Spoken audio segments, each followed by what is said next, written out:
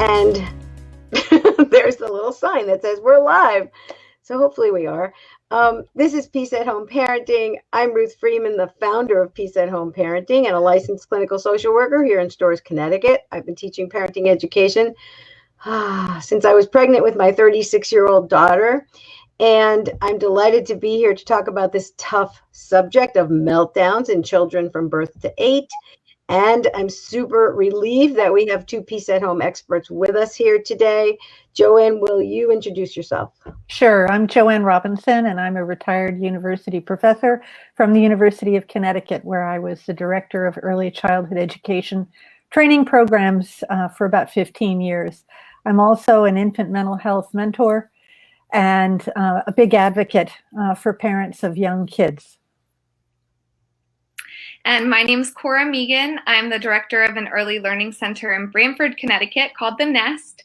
And we have infants through kindergarten. I've been spending a lot of time with the 4 and 5-year-olds lately, and I've been seeing a lot of meltdowns and handling a lot of meltdowns. So I think I'll be able to help answer questions, but also share some of my own experiences tonight as well. We have lots of parents with us, and the purpose of this conversation is mostly to respond to your questions. We would love to hear your questions, your comments, your frustrations, how you survive. I just want to say the most interesting meltdown that my 4-year-old granddaughter had was when she somehow paid attention to a picture of her mother and father getting married, and my daughter was dressed up in this beautiful gown, and she's 4 years old, and she suddenly said, "Mom, you had a dress-up party and you didn't invite me?" And she just got so upset, and there was no reasoning with her. It was, they could not explain the time, how time works. You weren't born yet. Yes, but why didn't you invite me? And she was devastated. And this went on for quite a long time because she really loves princess dress-up parties. So I think it beautifully illustrates how the emotional brain just takes over. And in other times, you could have had a more reasonable conversation with her. But once she had that distress, she was going down the drain. Could you, as we're waiting for questions from parents, could you each just talk about how you understand meltdowns, particularly in young children from birth to 5? Yeah, I think I'll throw something out there and have Cora build on it. Meltdowns happen for so many reasons when children are between about 18 months and 5 or 6 years of age. I also happen to know some adults who have tantrums. So for some people, it's a lifelong experience. But it really is, in a sense, about your brain being on fire with emotion. And it overwhelms the reasonable part of your brain, as you described it, Ruth, so that you can't do anything but feel this great storm. And lots of words being spoken in that moment is not very helpful. It's the loving presence, the calmness of someone else that's likely to help corral all of those big feelings. Mm-hmm. Yeah, and I know a lot of young children who, when the storm has passed and they've calmed down and they're back in their thinking brain, they're able to reason very logically about the whole situation. They might be able to recite every single thing that happened, what went wrong, how they were feeling, why they were upset in a very reasonable way. But in that moment when their emotion brain is on fire, they're just not able to do it. You just really have to ride out the wave and offer a lot of empathy to their feelings. We have a question about how do they vary between my 18-month-old having a meltdown and my 4.5-year-old having a meltdown, and how should my response be different or the same? Mm-hmm.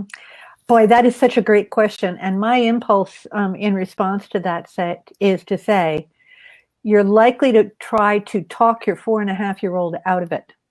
And you're likely to intuit that your 18-month-old might not be able to be talked out of it, because generally you experience your 18-month-old as someone who is not able to be, how shall I say, always guided with words. You're still in that phase of your relationship where you have so much emotional communication that comes out of your presence, your body language, your facial expressions. But with 4.5-year-olds, man, we just back right off and we just flap our lips And we are hoping that they're listening to us and that they're going to agree with us. Nah, not during a tantrum. So surprisingly, you should behave the same way with them, which is to not say a lot, be calm, be present, empathize, as Cora said. Maybe you can build on that, Cora, about what does that mean to empathize?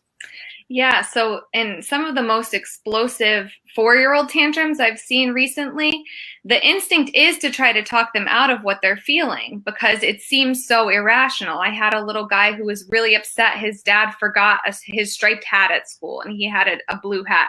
He was so mad that his dad did not bring his striped hat. And, we try...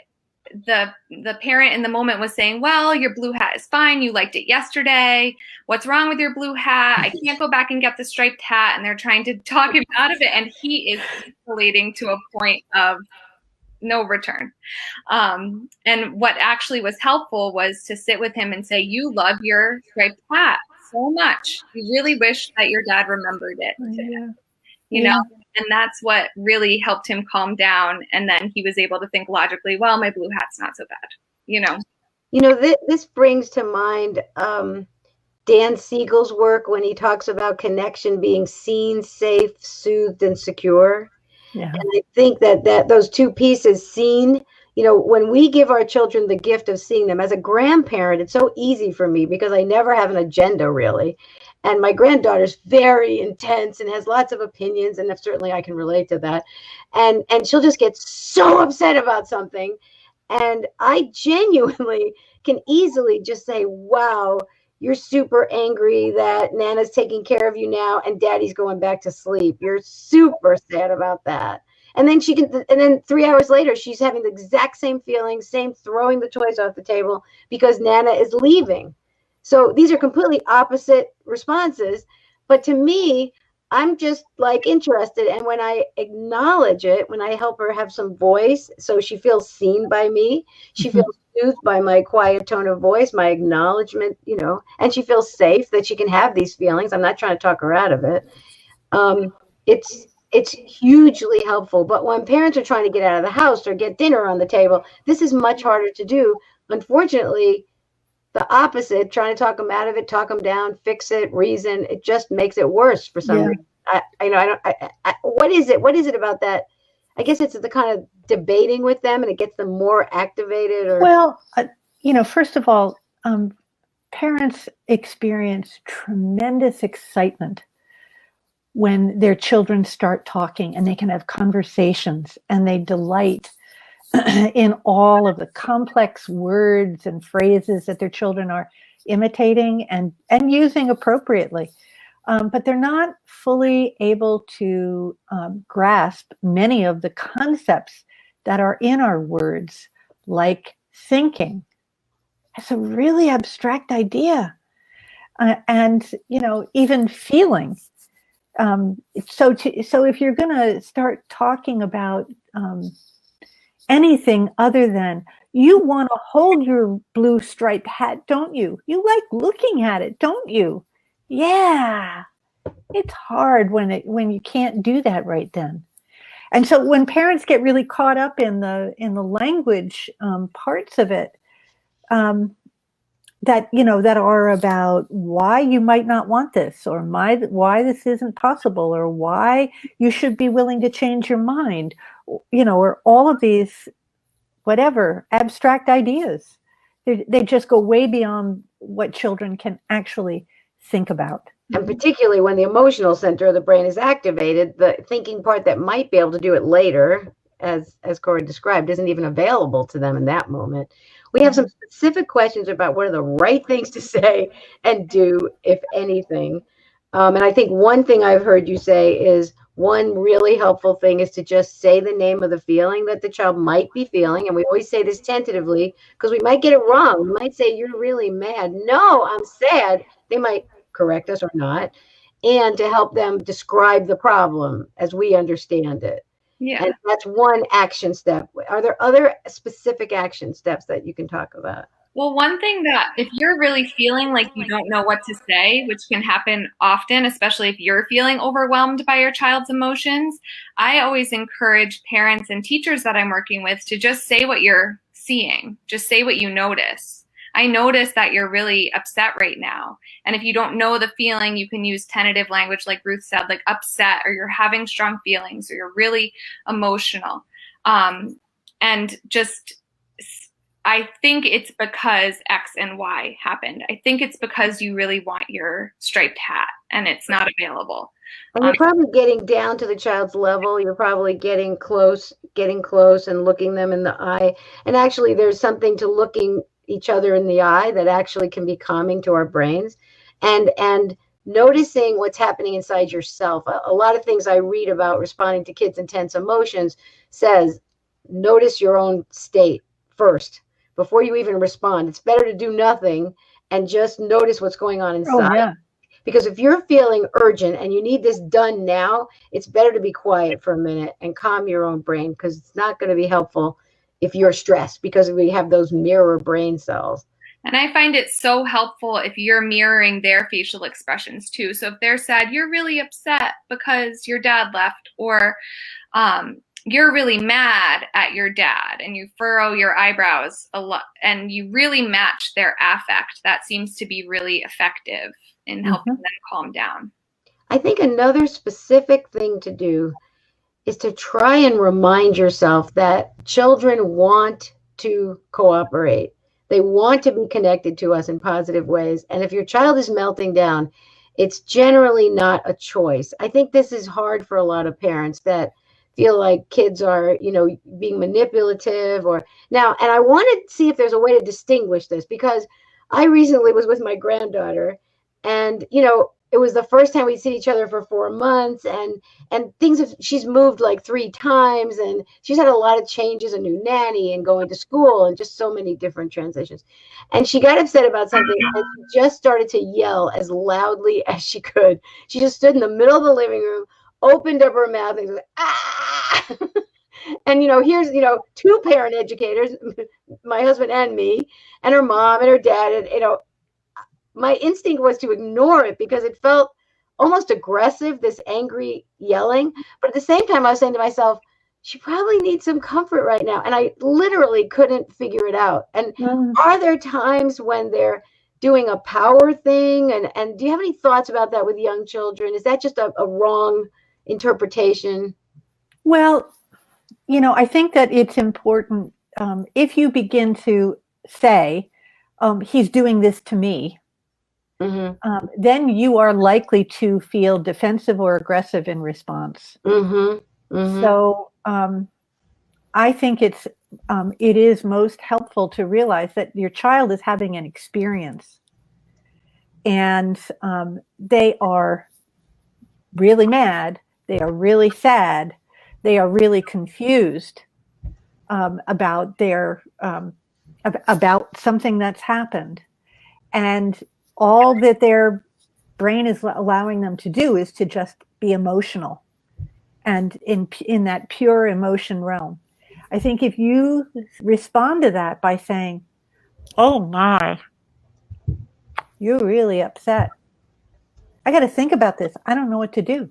I mean, you could literally say that to your child, and they're not going to think less of you for having done that.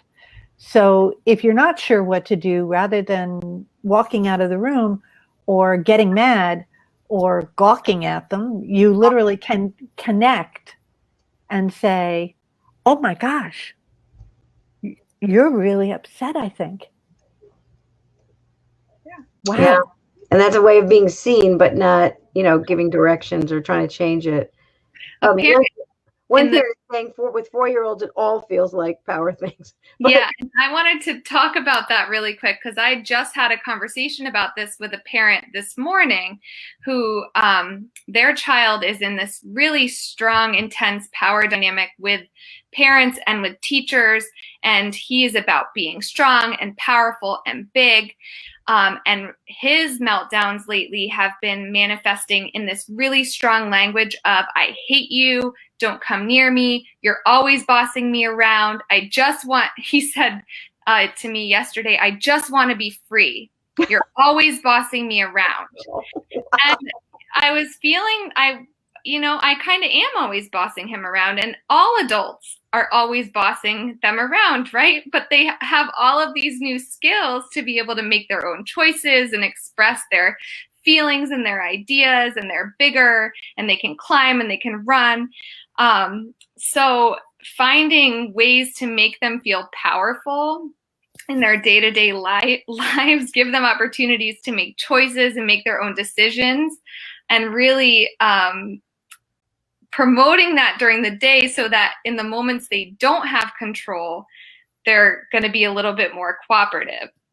But that strong language can be overwhelming for a parent, especially if you're hearing it for the first time. The "I hate you," or "you're mean," or "you're bad." Yeah. And one of my favorite parent educators used to say, "I'd rather tame a shrew than breathe life into a corpse."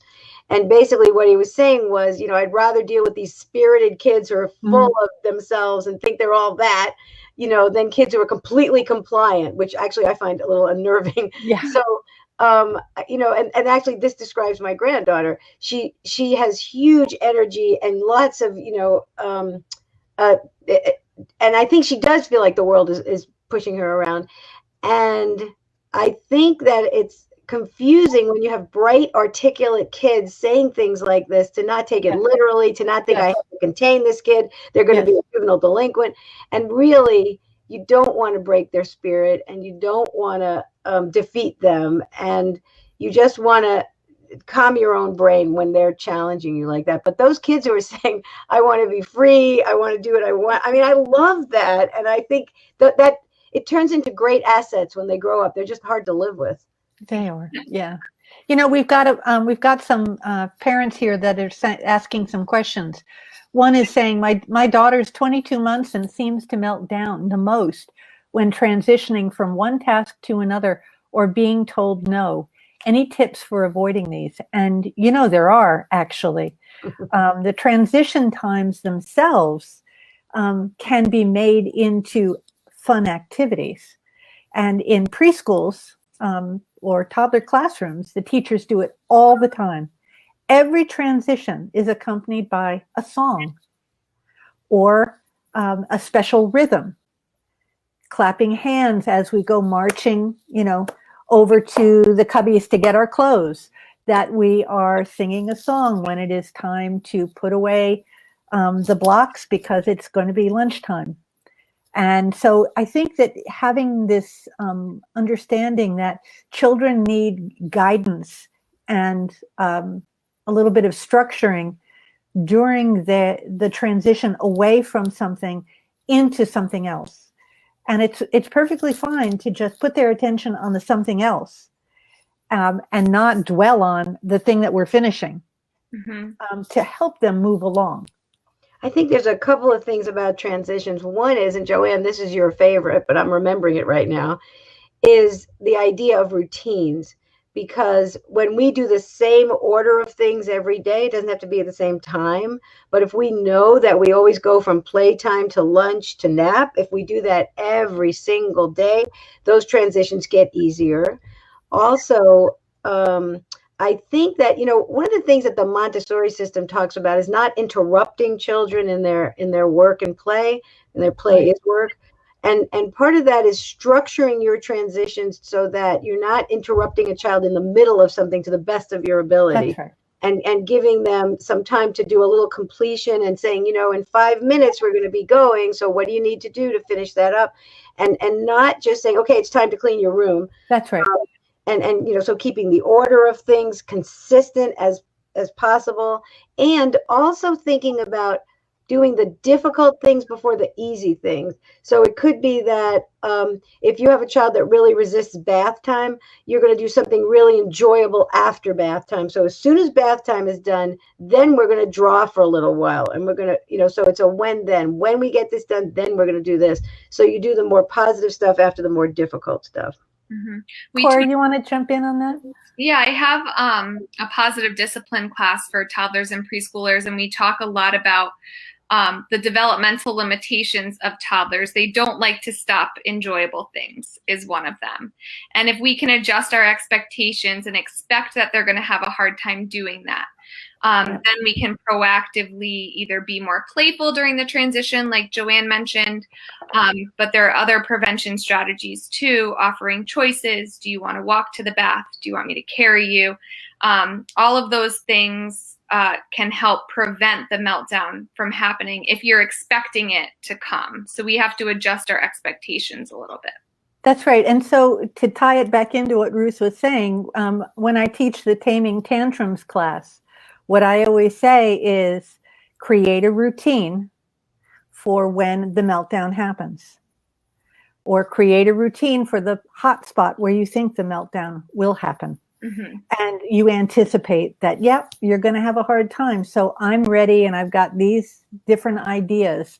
I'm going to count to 5 for myself and let my child get into it. Then I'm going to sit quietly for a minute and mirror her sadness. And I'm going to talk about being sad and giving something up or whatever. So you really are ready for this because it's going to happen. It's predictable. Right. We have a question about kindergarten age children. Is it better to acknowledge a meltdown, but sort of ignore it, monitor it, and let them know you're available, but give them space? And kindergarten age, that's like 4, 5 or 6, probably. Yeah. 5 or 6. Yeah. Go ahead, Cora. Yeah, I would say it's always important to acknowledge the feeling behind the meltdown. It doesn't necessarily, you're not always available to be able to ride the entire wave of the meltdown. So it really depends on the trigger. What triggered this big meltdown? Is it a really strong emotion of anger or sadness? Well, then we want to address that. And we want to acknowledge the feeling, validate it, and give them tools to cope with the sadness. If it was something, I'm trying to think of an example. I don't know if either of you can think of an example of something that might not necessarily be triggered by an emotion, but well, it's just not being able to do something. You want the chocolate. You want chocolate now. Perfect. Yeah. Yeah. So they're disappointed. Doesn't mean you're going to give them chocolate. You can acknowledge the disappointment, but you might not necessarily sit with them for 5 minutes because they're disappointed about the chocolate.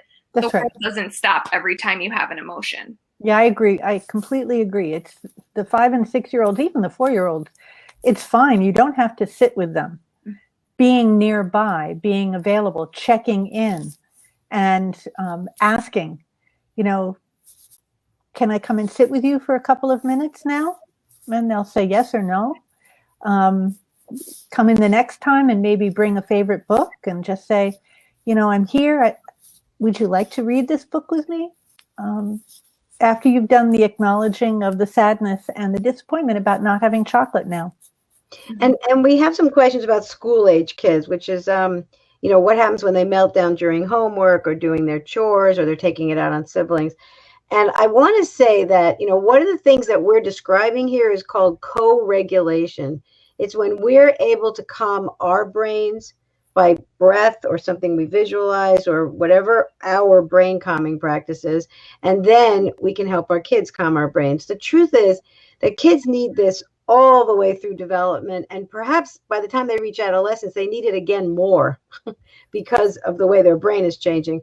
With school age kids, actually, it's my experience that school age kids tend to be the least dramatic in terms of emotions. But for one thing, you want to keep in mind that many kids are temperamentally sensitive or anxious, and things that you think are reasonable demands can actually cause some kids to get into distress. It's how they are. It's not that they're on purpose. And if we have children that are frequently having these kinds of meltdowns, you really want to look at that as symptoms versus misbehavior. And this is a misunderstanding that parents have for school age kids, tweens and teens. When kids are, getting upset over what appears to you to be a small thing, and it's happening often, it's our job as the adults, the teachers, the school social workers, the parents, the caregivers, to say these things, these transitions, homework, school, being with friends, these tend to trigger these reactions in my child. We need to start to understand that. And there's ways to do that. in talking with them when it isn't happening, and helping them plan for those situations. We have kids who are with remote school are getting frustrated like crazy. And it's really incumbent on the adults, the school folks, the parents, and the child together to say, how much remote school can this child do? How do we have to structure it? We need to problem solve with these kids and help them understand themselves, help them learn how to calm their brains. You know, each parent should have a brain calming practice. Each child should have their own brain calming practice. But emotional upsets in kids happen from time to time. You want to acknowledge it. You want to be present. You want to, you know, brainstorm with them later about things they might do. But you don't want to treat emotional disturbances as misbehavior. They simply aren't. Kids are never going to choose this. Yeah, I agree. You know, there's a parent asking, what do I do for the grocery store public tantrum? Can I tell you that's my least favorite question? Mm-hmm. Mm-hmm. Because, you know, this is a really hard thing. Doing it in public is really, really hard. I'm going to tell you, I can't remember his name, but there used to be this ADHD guru. And he was the first guy who wrote the most stuff on ADHD. I know I have his book somewhere. You probably know him, JoAnn.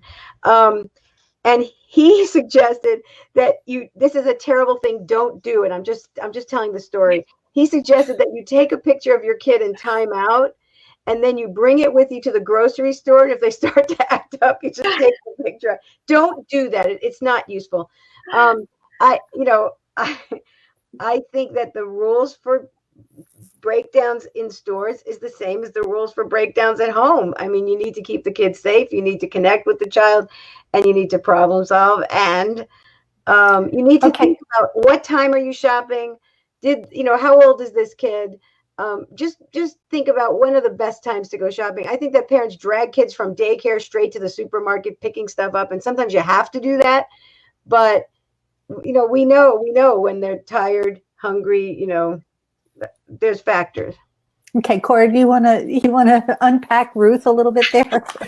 Well, I always feel bad for parents when they're dealing with the grocery store tantrum, but I also sometimes, when I see a parent who's like being really responsive to their child in the moment, I really want to walk by and like give them a little rub or pat on the back. Like, it's okay. But yeah, I mean, still acknowledge and validate. And as you're pushing the shopping cart along, I would say do a lot of narrating for your kids. I hear you. You're really upset. You wanted the animal crackers. They're not available. And that made you really mad. And we're still going to finish our grocery shopping. And then when we get home, we'll be able to do X or something like that. But try to keep the language to a minimum. And if it's escalating to the point where your child is getting physical and it's getting really hard, then I would say ditch the grocery shopping and go home. The problem I always worry about with that is, are we teaching them, if you get aggressive enough, we're going to stop shopping? Because, and I used to, actually I did this with my daughter. It didn't happen very often, but I would take her outside. I'd put her in her car seat, and I say, we're going to wait till you calm down. I'll be here. And as soon as, I would give the cart to somebody at a counter, and I would just wait and be there. And as soon as she calmed down, we go back in, finish the shopping. But I would give myself a lot of time to do this. Yeah. A lot of parents don't have that kind of time. No, that's right. And if you do have the time and you can leave the cart, with customer service, they'll be happy to help. I think it's also planning ahead a little bit. If in fact, as Ruth said, you do need to stop by the pharmacy, to pick something up, or the grocery store to pick something up after preschool, and your child is just very tired out. It's helpful if you've planned ahead and keep a few things in the car that might be a not frequently played with toy. Right. It's just for the store. It's just for the store. Yeah. And and it can help you get through that 15-minute errand that you need to get through. It could be a book, could be a special lovey, but having that. That's the kind of thing that I always thought about on airplanes, right? That's another time when children have meltdowns. Not that anybody's been on a plane in a year, but I bet there's going to be a lot of parents that are going to be getting on planes. And there are two things I want to say about little children on planes. And the first is a lot of the screaming happens when children are taking off or landing. And some of it has to do with the pressure changes and how it affects their ears. And it really does create pain for them. That is, they're really kind of inconsolable during that time. So, yeah. So just anticipate it. Do try to have several, maybe one new and a couple of, favorite activities with you, so that you have some different things to switch off to keep to regain their attention and distract them. But, just be very aware that the pain that they are experiencing during pressure changes in the cabin can be very real and very difficult. Yeah. Grocery shopping can also be a wonderful time for connections. A lot of face-to-face time that can happen involving children in the process. I think we kind of forget to use those moments as bonding and connection and delight with young kids. They can handle it. They love it. And giving them some choices and saying, we need to get some That's fruit. right. Which fruit? Yeah. Hey, do you want to get this one or this one? You know? And engaging them in that. There was one. I just wanted to say that I always tell parents, when you're in the store and your kid's melting down, just understand that every other person in that store is not judging you. They're simply saying to themselves, thank goodness it isn't me this time. That's all they're thinking. They're not thinking you're a bad parent or a failure in any way. They're just relieved that it isn't them. It's so hard. Let's see if there's any last questions. Did we miss anything? Is there anything else that you want to just say about meltdowns or tantrums before we go? Any classes we want to let folks know about? I think that, the one class I would recommend for parents of school age kids is a class that I teach called Positive Discipline for Peace at Home. And there's a class called Be Your Child's Emotions Coach. And there's one for school age kids and one for young children that Cora teaches. And I think those can be very helpful. Any last comments, JoAnn? Yeah, I want to just emphasize the importance of expecting your child to melt down in certain situations. That it gives you a little bit more sense of control and calm yourself, because you can feel very out of control when you have, a kid screaming at you, I hate you, I want to be free, and you're always telling me what to do. And so then you have something in mind that you can work towards with that child to help them hang in there as they slowly recover. But, the thing we haven't talked about is, how do you talk with children about meltdowns afterwards? Because that is when you need to do it, is after the fact, after they're calm. And it can be very, very helpful to have some picture books that are geared towards talking about strong emotions. There's some wonderful series of books that are available. There's the Taming Dragon series by Steve Herman. I really love his books. Actually, if you email us at info@peaceathomeparenting.com, that's info@peaceathomeparenting.com, we can send you a few books that JoAnn and Cora and I will come up with to help you with kind of that reading and conversation, because that's a great way to teach through reading. Well, it's by reading the story of a little character that is going through this problem, what we're doing is allowing the child to empathize or identify with that character without having to say and feel the shame of having been bad or having been out of control.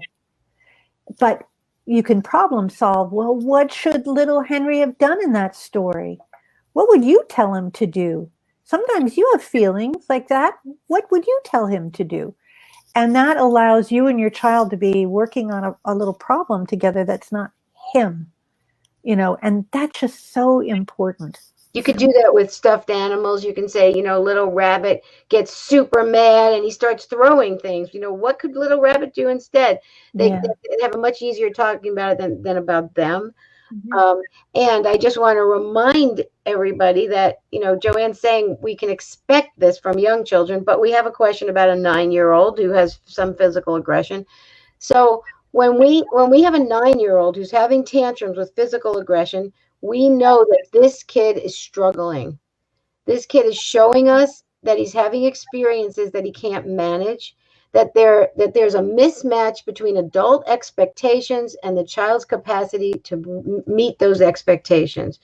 Children will meet your expectations if they can.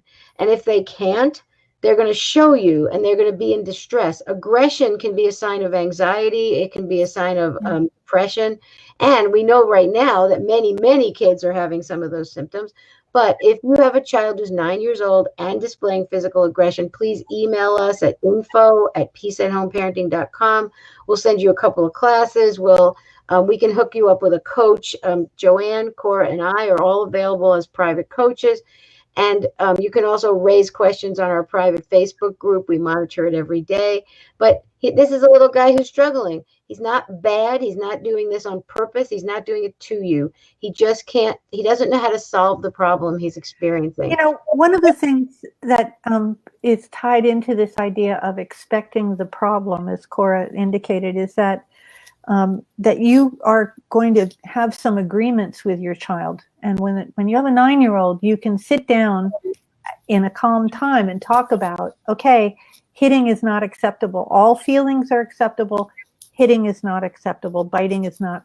Kicking is not. And so let's talk about what the consequence will be when you hit and you won't stop when I ask you to. And so you and the child together come up with what's a reasonable way of responding to those instances of not being able to stop the behavior. And consequences are one option and certainly a conversation you want to have. But if you're seeing this a lot, you want to talk with the child to understand what's happening for the child. You want to so it looks like under these circumstances, you get super mad and you end up doing something that you don't even like, and then you get in trouble for it. So we've had some consequences, and if you see that the consequences together that you came up with isn't helping, you want to back up and say, okay, so you had a good idea about those consequences, but you're doing them like 2 or 3 times a week, and that must be awful. So I'm guessing, you don't want the consequences. So let's just try to back up and think about, what are you thinking? What are you feeling? What do you think leads to this? What do you think I can do to help? What can you do to help? And if in real exploratory conversations, and we can send you the steps. The first step is empathy. When you're having these conversations, I see that you're really frustrated. I don't think you want to hit your little brother, but you end up hitting him and then you get in trouble.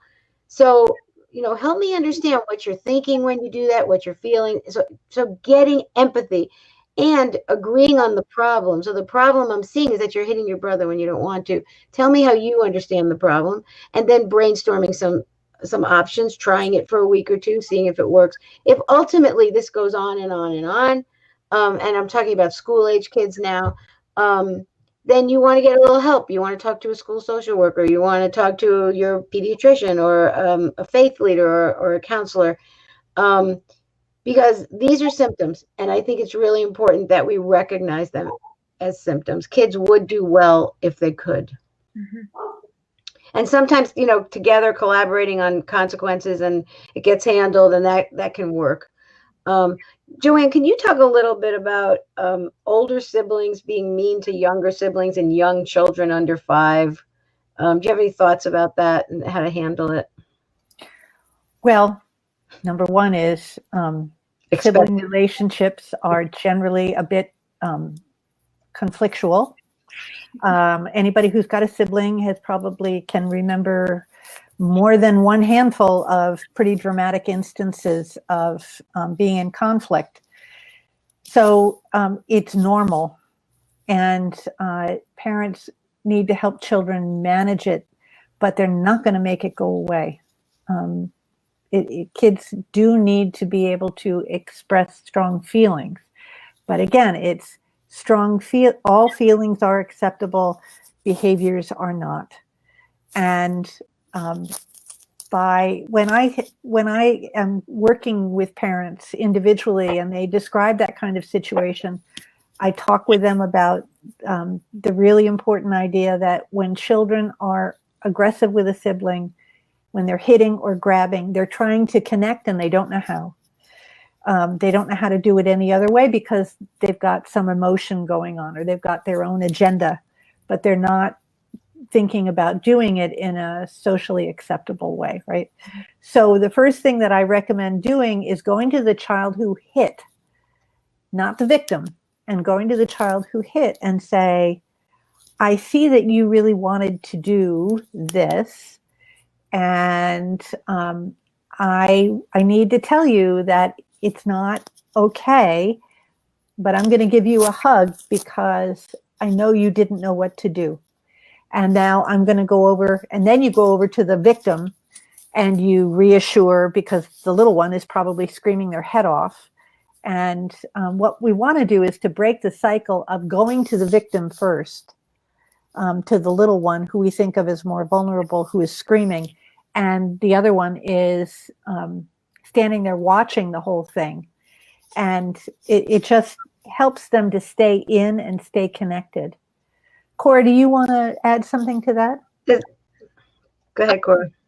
Yeah, just one thing, especially for, I'd say 4 and 5-year-olds who are having a new sibling come or who have like a 2-year-old sibling, that can be really challenging because the 4 and 5-year-old is feeling like all of a sudden their space is being invaded or they don't have as much control over their environment because now their sibling is touching all of their toys, wanting to play with them, bothering them, getting really close to them. So sometimes the natural reaction to feeling like your space is invaded or feeling out of control is to act aggressively to the sibling, either to get them away or to get a parent's help, to get a parent's attention. Mm-hmm. However the child is feeling, that's the symptom of their feeling, right? So paying close attention and respecting that the 4, 5, 6-year-old might need a space in the home away from the sibling where they can have control over their environment and they're not going to feel like their space is being invaded. And maybe having sibling time be like a little bit more scheduled, or parent making sure we're spending equal amount of time with the older sibling as we are with the younger sibling. But it's a normal feeling for older siblings to go through. Yeah, it's a big transition of loss. It's interesting. When I observe my 4-year-old granddaughter being aggressive with her little brother, it seems to come out of nowhere. They seem to just be playing, and then all of a sudden she just, pinches his cheeks or something. And part of me is when I look at his cheeks, I kind of want to pinch his cheeks, but I don't know if it's like that or is it she's trying to manage him or get some space. I don't, you don't know the motivation, but it's typical. So, but if she gets a hug when that happens, it's not reinforcing it, JoAnn. It's So what I'm doing when I'm going up to her and engaging with her first is to say, all feelings are acceptable, but you may not pinch. So come here. I want to give you a hug and let you know that I empathize with your strong feelings.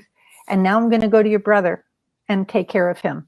It's interesting because you're saying to that child, you're very important to me, because the parent, what I've observed in parents who have older siblings hurting the little ones, it's so upsetting to the parent to see the little one get hurt that they just feel so mad at the older sibling. Yeah. It seems to exacerbate the whole thing because the parent's in pain, it's like. And it can be, in fact, I think that children, so we do get caught up in triadic relationships.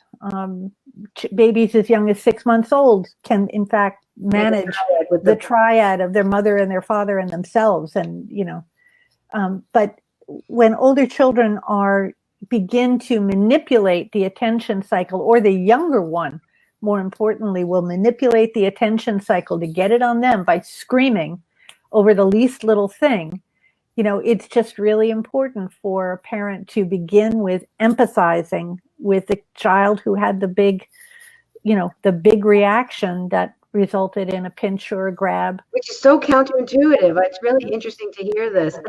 And now this parent is saying the 18-month-old is getting aggressive back, hair pulling. What's the response for the little one who's getting aggressive back? Yeah, so that's an interesting one. You want to take that one, Cora? Or I'll take it. I'm fine. Yeah, I usually just respond to any type of aggressive behavior. I really just respond very matter-of-factly and say, I'm not going to let you do that, or I don't want you to do that. And really physically stop the behavior. For the 18-month-old, maybe he's copying what he's seeing. Yeah.